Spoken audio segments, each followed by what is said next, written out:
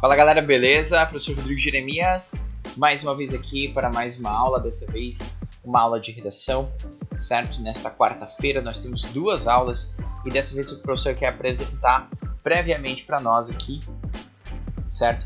Outro gênero textual que você pode encontrar na sua redação, beleza? Que você pode encontrar em alguma proposta de redação que você for fazer aí nos vestibulares, beleza? Que é a crônica. Então eu peço que você acompanhe o professor para analisar comigo alguns aspectos referentes à crônica, certo? Bom, a crônica ela vai se encaixar nos agrupamentos de gêneros textuais, ela vai se agrupar nos gêneros narrativos, ela vai ser um dos gêneros narrativos possíveis que a gente pode encontrar na vida, certo? A narração, de forma progressiva, expõe as mudanças de estado que ocorrem com objetos, cenários e pessoas através do tempo. Dentro desse tipo textual, há elementos importantes, por exemplo, o foco narrativo, o tipo de discurso, se direto, se indireto, ou indireto livre, o enredo, o tempo, o espaço e os personagens. Então, isso aqui é só digamos assim, um resumindo que seja um gênero narrativo. A crônica, ela estará dentro dessas percepções aqui de gênero narrativo, porque ela é um gênero narrativo. Beleza? Vamos dar uma olhadinha então nos elementos da narrativa. Os elementos são essenciais na construção de qualquer narrativa. Os elementos da narrativa são essenciais, pois é por meio deles que ocorre o decorrer das ações da história. A história dentro de uma narrativa ocorre por meio desses elementos. Divide-se em 5 personagens. São as pessoas presentes na narrativa. De acordo com sua importância, são denominados como protagonistas, figuras principais ou coadjuvantes, personagens secundários. Existem também tipos de personagens, não somente esse, coadjuvantes e principais, mas por enquanto a gente fica nisso. O enredo é o tema, o assunto da história que pode ser contada de maneira linear ou não linear, certo? Respeitando não a cronologia, e a partir dele que irá se desdobrar o decorrer da narrativa. Então, é o plano de fundo ali, qual é a história, qual é a trama, qual é o tema, né? Aí nós temos outro elemento muito importante, que é o tempo. Ele também pode ser cronológico ou não, né? Ou de modo interior e digressivo, então às vezes o tempo vai estar ocorrendo dentro da pessoa. Aqui o professor se lembra, por exemplo, do filme do Coringa, o último filme do Coringa, se você já viu, se você não viu, né? Ele parece ocorrer dentro da mente simplesmente do Coringa, né? Talvez grande parte daquilo que a gente viu no filme sejam apenas invenções do próprio Coringa. Por quê? Porque a última cena ele está diante da psicóloga e parece que ele narrou toda aquela história, né? Essa é uma das interpretações, que toda a história do filme do Coringa seja simplesmente uma imagem do próprio Coringa, certo? Sobre aquilo que ele viveu, mas projetando em cima daquilo que ele viveu as suas fantasias, para deixar tudo muito maravilhoso aos olhos dele, certo?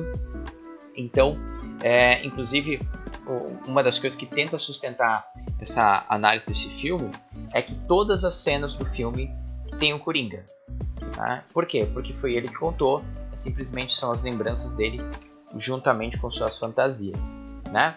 Então, esse tempo é um tempo, tudo bem, é um tempo passado, certo? Mas é também de alguma forma um tempo interior, né? Uma situação que está acontecendo dentro dele. Enfim, pode acontecer também.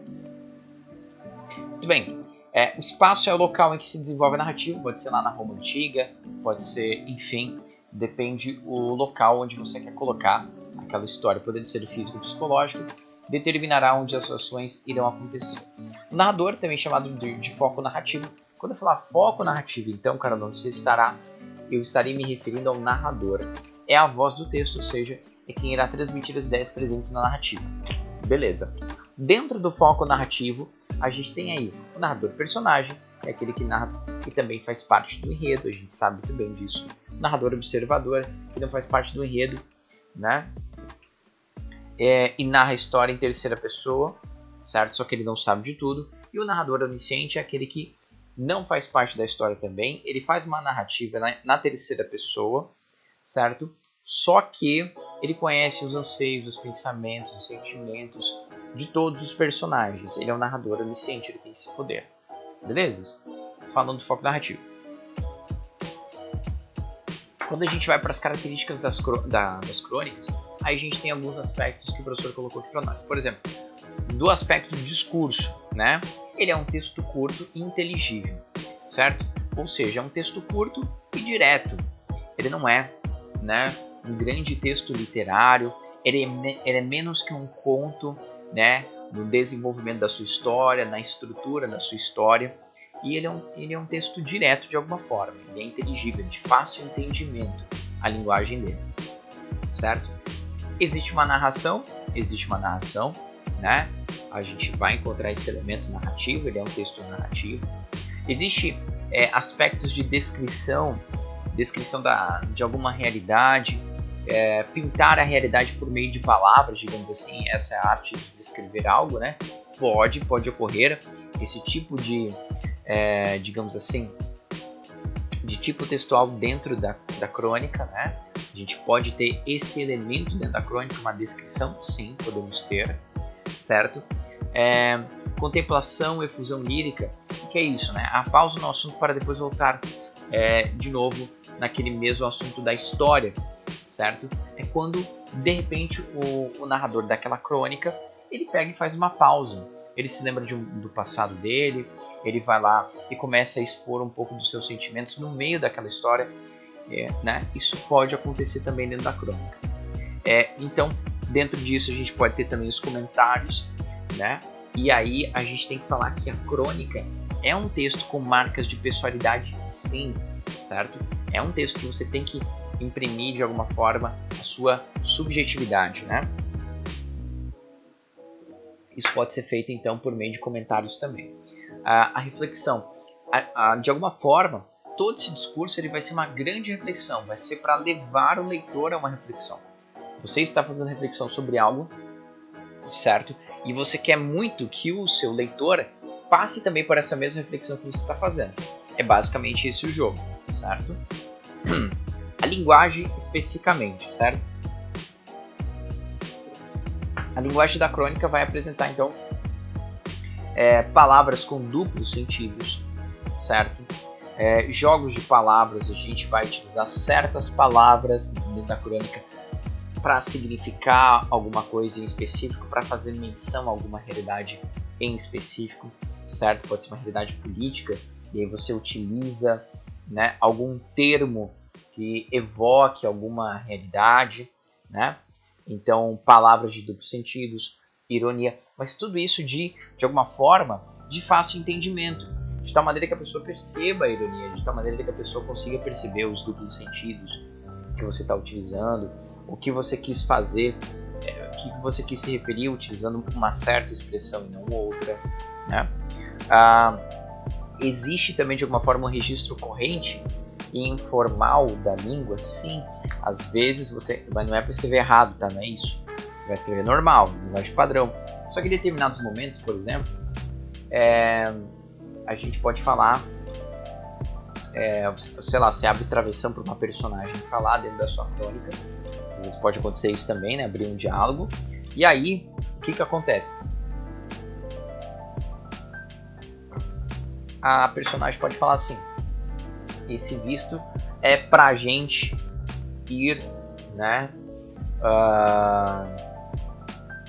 Ir no Canadá, né? Mas então esse ir no Canadá, na verdade, está errado, né? É para nós irmos ao Canadá, uma linguagem mais formal, mas não tem problema ter essas marcas aí desse discurso da oralidade, que é o próximo tópico, né? Um discurso um pouco mais corrente, um registro corrente da linguagem, um discurso mais oralizante, por exemplo, esse pra é muito da linguagem oral, certo? Mas que vai chegar até o literário também, beleza?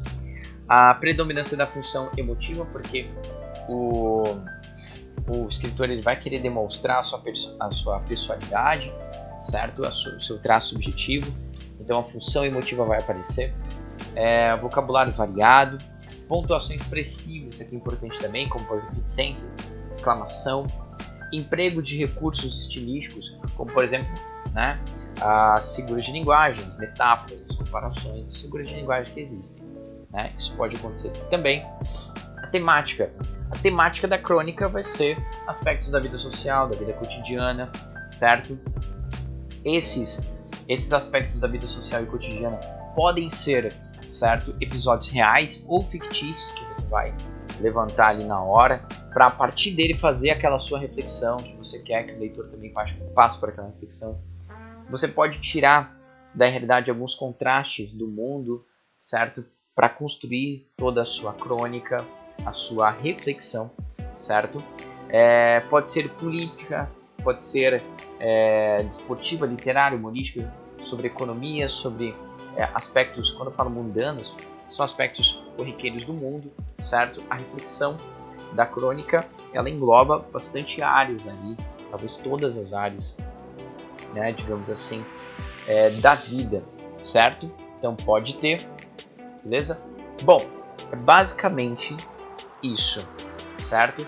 A crônica vai ser um texto reflexivo que vai utilizar aspectos do cotidiano, que você vai poder utilizar, é um texto narrativo, certo? E que você vai escrever justamente para fazer a sua análise sobre alguma realidade, pode ser uma realidade esportiva. Aí depende, né? Depende o que a banca vai te oferecer, cara. Às vezes a banca já vai te dar, além do tema, vai te dar um contexto maior dentro. Tá aqui o tema é sobre pandemia, mas é sobre, sei lá, a liberdade das pessoas, como que as pessoas lidam com medidas profiláticas, medidas de proteção. No entanto, como é que a gente concilia com a liberdade? Sei lá, ele vai te dar um contexto, vai te dar o tema, vai te dar um contexto para você escrever, e aí você vai escrever a sua crônica, a sua análise, a sua reflexão a partir dela, certo?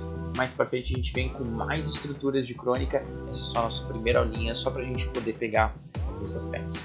Valeu, cara, é nóis!